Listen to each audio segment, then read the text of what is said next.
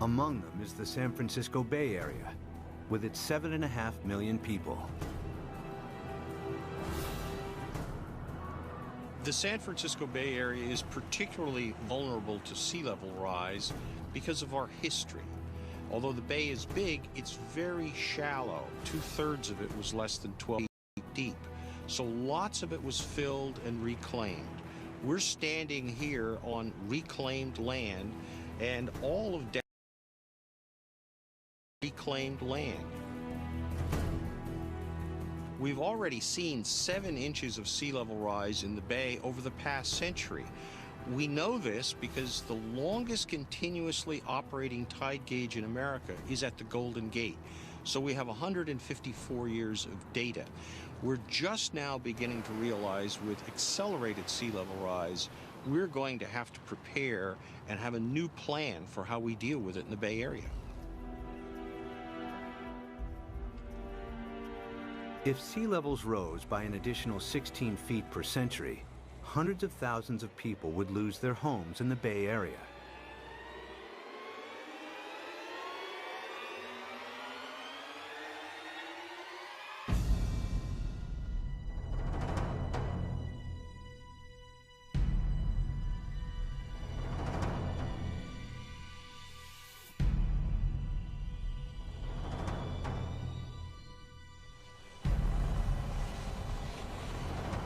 To protect San Francisco Bay, levees would have to be built on a massive scale.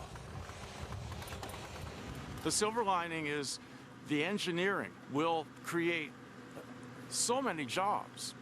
Holding off the sea will be the major employer of the world by 2100, I think. This is going to be worldwide. We're going to have a damn revolution. The bay's entire coastline would have to be defended with levees in order to protect it.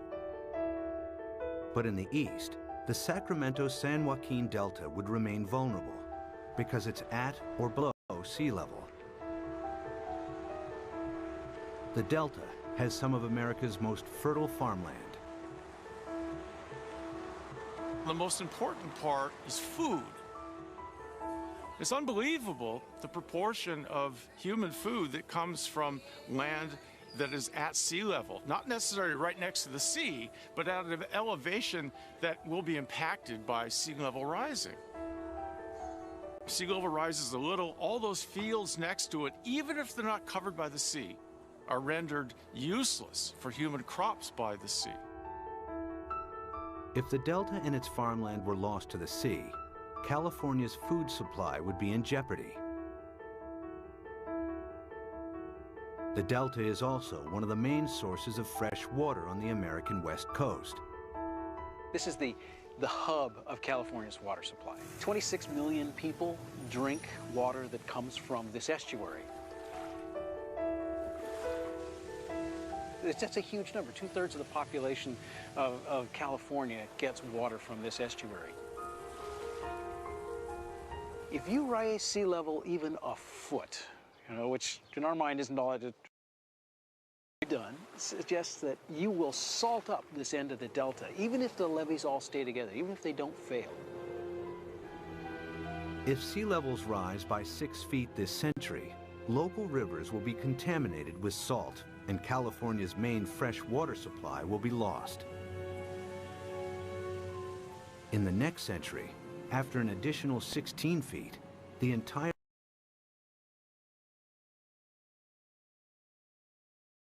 Delta will be claimed by the sea.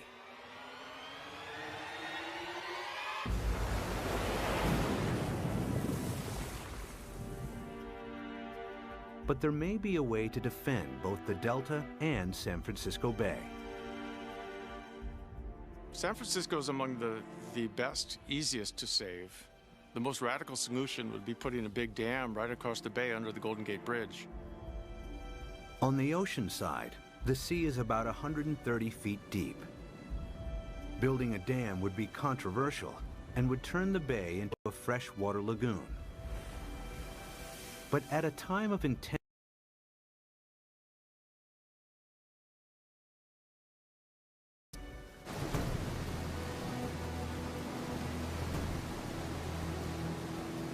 Using cutting-edge technology, huge dredgers could pick up sand from the seabed nearby and deposit it as the dam's foundation.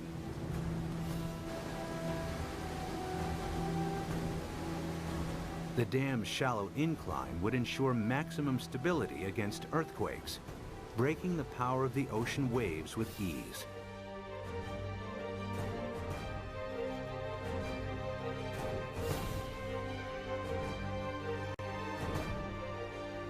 Vast pipes and pumps would be installed to keep the bay's river water flowing out to sea.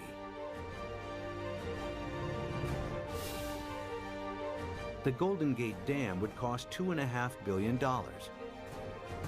and could be heightened to deal with any sea level rise in the future. San Francisco and the Bay Area would be saved.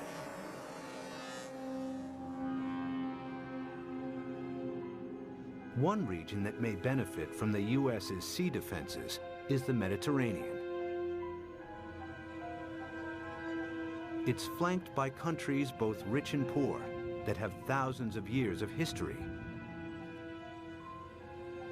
The Mediterranean has a unique feature, a narrowing at its mouth. The Straits of Gibraltar are between 10 and 20 miles wide, stretching from southern Spain to Africa. A dam could keep the rising water of the Atlantic separate from the Mediterranean. There's been a plan since World War II, for instance, to put a dam between the Rock of Gibraltar and Morocco on the African side. A dam big enough that sea level rise does not affect the Mediterranean. But building a dam here has one major drawback. Every year, the Mediterranean loses 2 feet of sea level through evaporation that is compensated by the inflow of water from the Atlantic. The dam would cut this off.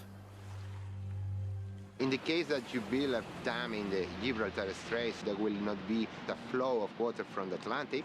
So in the case that you cut the flow, so there will be a evaporation, there will not be compensation, and there will be a permanent drop of the water level. After years of evaporation, the Mediterranean would turn into a stagnant saltwater lake. Eventually, the sea would dry out. And if then the sea level would rise, let's say another... Sea defense engineer Peter Janssen maps out possible solutions on how to keep the Atlantic flowing while building the world's largest super dam. I looked at the surroundings. I looked at what may be required to make a closure. And then, well, I thought it may be feasible.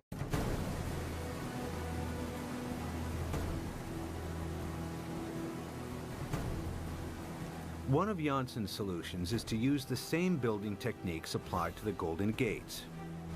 The dam would be 20 miles long and tower 1,250 feet above the seabed, the same height as the Empire State Building. Another solution is to keep the natural flow of the